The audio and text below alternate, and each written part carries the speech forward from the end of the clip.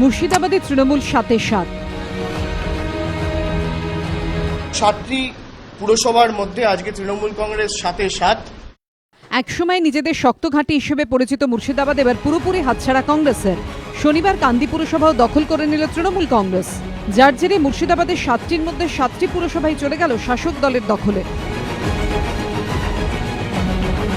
কান্দি পুরসভার মোট আসন 18, ম্যাজিক ফিগার 10। তৃণমূলের ছিল 9টি, কংগ্রেসের 7টি ও 2টি আসন ছিল বাম সমর্থিত নির্দলদের দখলে।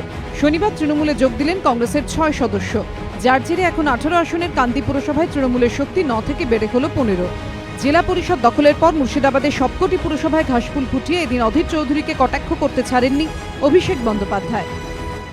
আমরা হাইকোর্টের কাছে পরবর্তী ক্ষেত্রে আবেদন জানাবো যাতে চেয়ারম্যান নির্বাচন করার জন্য হাইকোর্ট আমাদের অনুমোদন দেয়।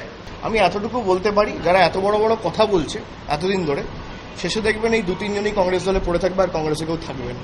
কংগ্রেসের গড় বা কংগ্রেসের শক্ত ঘাঁটি সেই মুর্শিদাবাদ জেলায় আজকের পরে কংগ্রেসকে দূরবীন দিয়ে খুঁজতে হবে।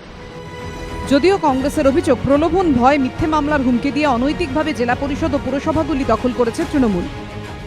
একদিকে আর্থিক অবরোধ, সেই সঙ্গে কায়েমি স্বার্থ, সেই সঙ্গে প্রলোভন, সেই সঙ্গে ভয় ভীতি প্রদর্শন। তারা বলছে উন্নয়ন করতে যাচ্ছে মমতা ব্যানার্জির কাছে। তারা নিজেদের পকেটের উন্নয়ন করতে যাচ্ছে ভাই। পুরো ভোটের পর কান্দি পুরসভায় তৃণমূলের দখলে ছিল মাত্র 3টি আসন, সেখান থেকে পরে হয় 9, এবার 15। সব মিলিয়ে মুর্শিদাবাদের 7-7 তৃণমূল। সমিত সেনগুপ্তের রিপোর্ট, এবিপি আনন্দ, কলকাতা।